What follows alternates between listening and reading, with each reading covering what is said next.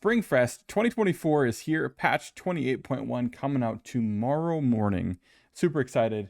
In the past, we had the Springfest 2023, which brought the Progressive M4, the red one, the Phoenix, along with the Azure Dragon, the first one, and along with SKS and a Pan, if I'm not mistaken. So there's quite a bit on the first one. Then we had the winter one that just followed up end of 2023. And now we're back at the Springfest 2024. So we've got some cool stuff. This is inspired by the Journey to the West novel. Pretty cool. The hideout stuff, let's go through this real quick. So the M24 skins, which these are the leveled up ones, as we saw before in the last video, per the image, these are the leveled up ones. We saw the image that was leaked was the level 1 of the Progressive. We're going to see the M24 and its Chroma variant, which I think this is the actual original, and I think this is the Chroma right here, based on the leaks, that are going to be obtainable through the hideout, along with the Chroma variant of the Pan, which we'll get to that in a minute. Then we've got the Mini 14. Both those guys, they look quite a bit different from the leaked one. Quite a bit different. It kind of looks like a Christmas theme on this guy here. Very cool though. I'm excited about the Mini 14s. I'm not very good with weapon, but I'm excited about it. This one right here is the one that threw everyone a curveball. In the original trailer, this one looked like a scar. Like it dead center looks just like a scar based on the stock, based on just the thickness of this area right here. It wasn't until the leak came out that people started looking at it a little closer. And then we looked at it very close. Gorf Denro, shout out to Gorf Denro. And I looked at it really close after a stream one night, and somebody commented as well that they thought it was an M4 as well. We looked at it close enough, and it sure is an M4. But it's not black. We thought this was black the whole time. It is absolutely not black. It's like purple and gold. So it's kind of an interesting, it's like a bluish purple gold somewhere in there. And it's Chroma variant, very pink. And then we've got the Pan. So the step up is back, unlocking the Pan. I believe that's how they introduced the Pan the first time. Let's dive right into the notes here. So the Progressive skins with the Chroma. This is the M24s once again. I'm actually excited about the M24. I'm not super good with the M24, but I'm actually really excited about it. I think both these look really awesome. I love red and gold. It looks sweet. The Chroma Pan, I actually like the other Pan better between the two of those, but Deathbox also looks pretty cool. They're introducing a new glow effect. This is going to be our new kill feed effect, excuse me, which is level 10, which is kind of neat. I never would have encouraged, leveling up a Progressive to level 10 before, but this actually might be a reason for it. We're going to see once again the kill feed skin, which is probably one of the coolest things with these Progressives. Is still level 6, which is nice. Loot crate skin is level 8. In the past, they did have it at level 7, so that's kind of a little switch around there. But we've got a kill feed effect. Let's take a quick look at this. So basically, what it's implying here is that when you get a kill, your gun flames like this. Very Apexian. Apex Legends. Shout out to Apex. I think it looks pretty cool, though. Definitely would be something if you got a kill with it and you were prone in the grass or something like that, or playing Vikendi night mode or Destin rain game, you're going to give away your position being a green fireball there, but it looks really cool though. I'm actually super excited about that. So it's nice that they're adding new features to the game and updating the Progressives. So we've got the new Contraband crate, which is where that's going to come from. We're also going to see here, these are the different things for that. So you have the Chroma Pan, which I'm not fond of this once again. They're doing this again. This is kind of something that it's really not cool. And please make sure you mention this in your comments when you do a survey. This is the Chroma Pan. It should be the Chroma Pan, right? Which means it does not include the Pan. Which means if you get this, you can't use it, right? Which is beyond stupid. You should absolutely be able to get the weapon or the item with your Chroma variant, but it's cool that it's in there. The step up package. So they had this the last 2 times. Basically, you buy different levels, which we'll go through the levels here, and you get the pan on the end of this. So if you do get the Chroma pan on here, and you really like the pan, you're going to want to do the step up progress. It's just probably going to be like 120 US dollars for leveling that up. But here's the list. So step 1 is 700 G coin. Step 2, you do get one schematic in polymers, 800.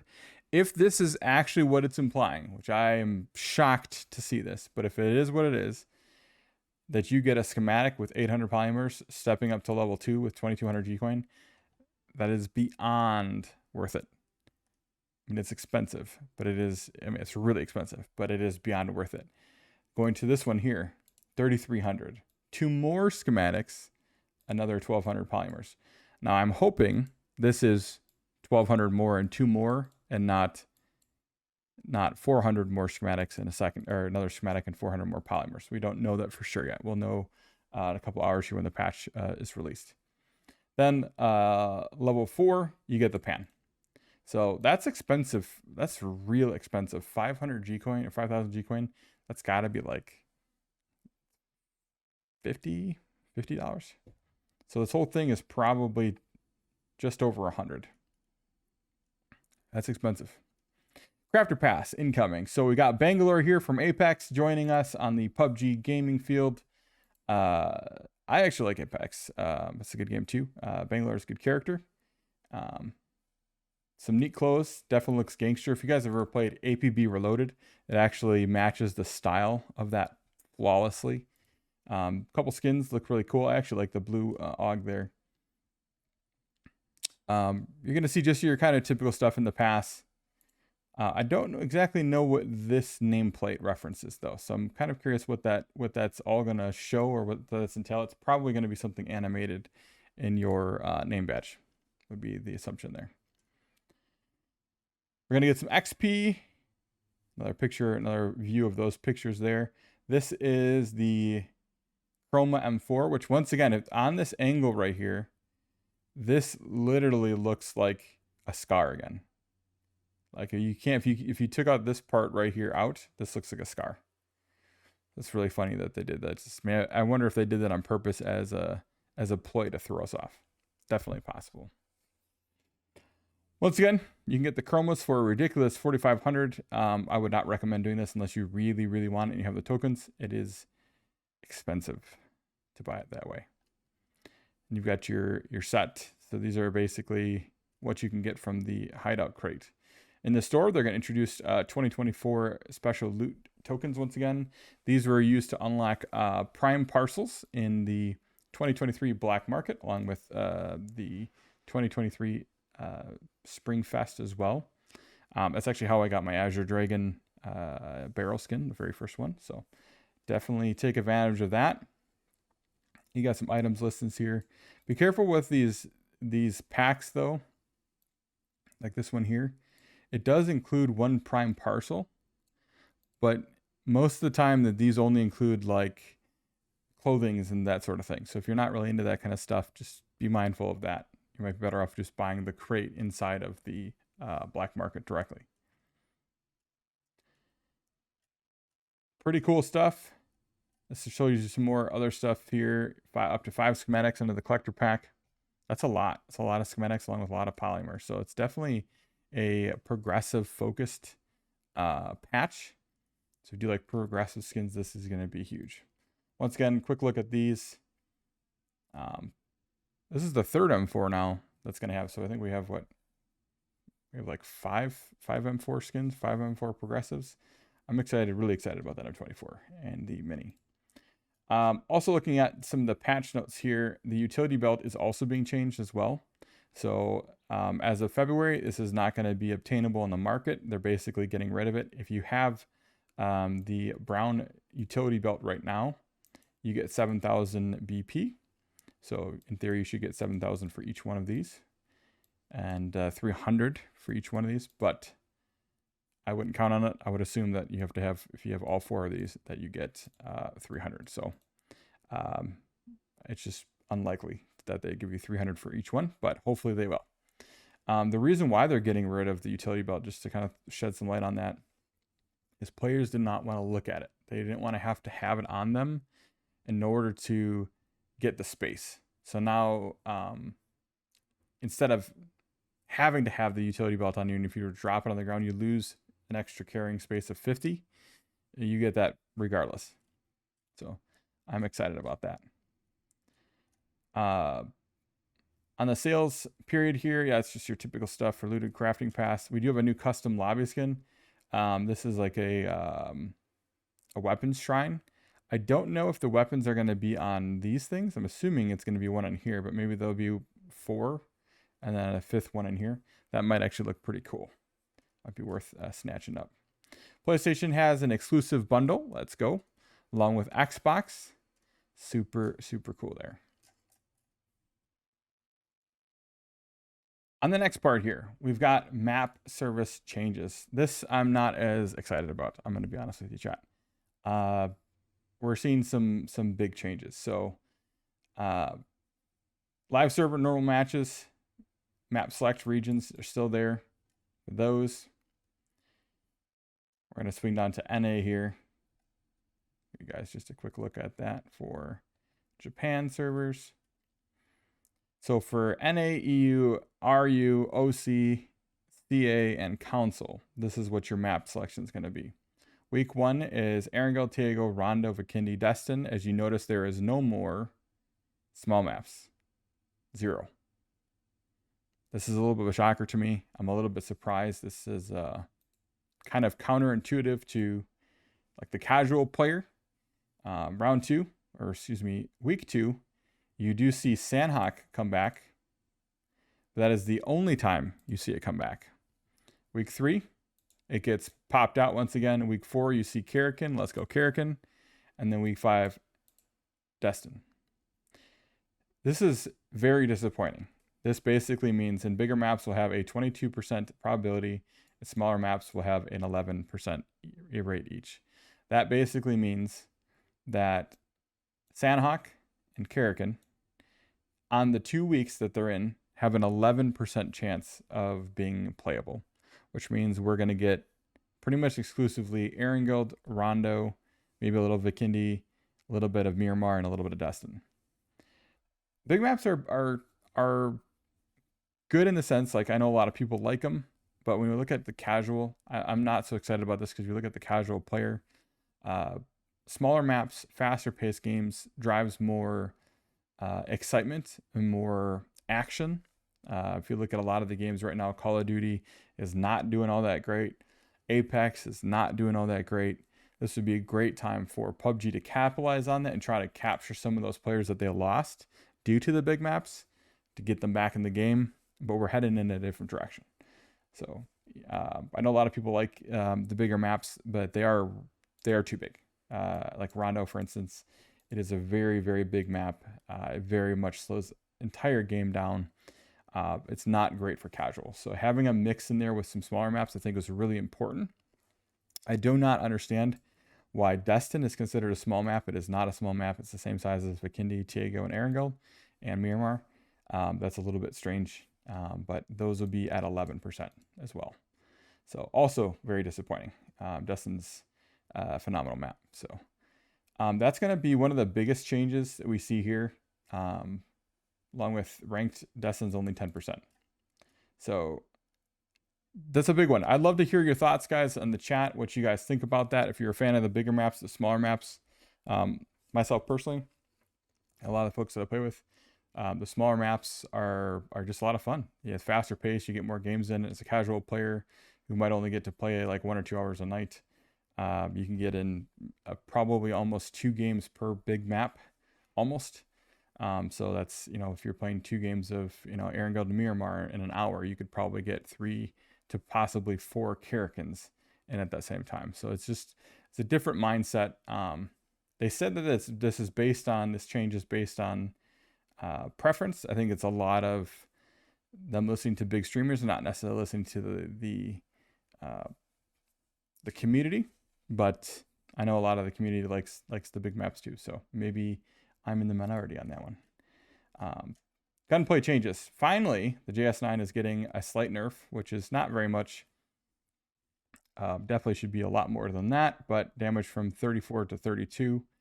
and the recoil increased by 18% vertically and horizontally. Shotguns. Buckshot spread has increased approximately 13%. This is really good. They're finally listening to the community and listening that we want an adjustment on shotguns. This is a good place to start. I really am excited to see where it goes. If we're going to get one tapped by a shotgun at 30 meters away with full health, level 2, level 3 gear, see if that stops. This is reducing the likelihood of accurately striking the target. This could be big. This could be a really big step in the right direction. So looks like all the shotguns essentially have been nerfed a little bit. One other thing that they could do with shotguns is that your accuracy when you're not aiming down sights is really broad. I think it's really big, which would make people have to aim down sights more with shotguns, which would definitely improve the gameplay and the balance of shotguns. So I'm going to skip some of these notes here, but it's kind of just talking about, the overall win rate of JS9 and that sort of thing, similar to the shotguns. It's good that they're finally adjusting both of those. They both are very well needed. On the Vikendi side, just to throw this a note out there, they need to completely remove thermals. It's a big problem that needs to be removed and should have been removed a long time ago. It was one of the worst updates they've ever added to PUBG. The community has been asking for that one for a long time. They nerfed them, so they're a lot less common. Still a massive problem. New vehicle, the bus. It's an electronic bus. Probably one of the easiest vehicles to get shot out of, but you're probably sitting higher up as well. So maybe a little bit different there. I'm actually excited. You got your EV charging stations here as well. About the same speed as a US.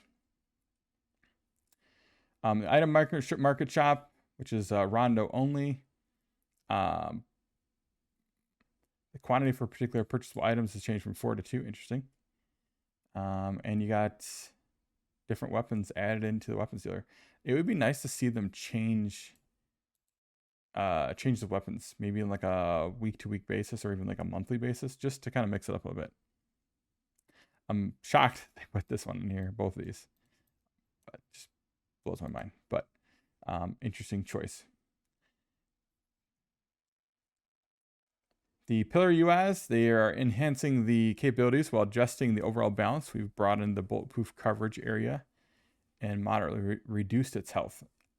I think that kind of sounds like a nerf to the overall health, but added more bulletproof. We killed people straight out of those cars just last week. We shot 2 people right out of them, so you can definitely die quickly.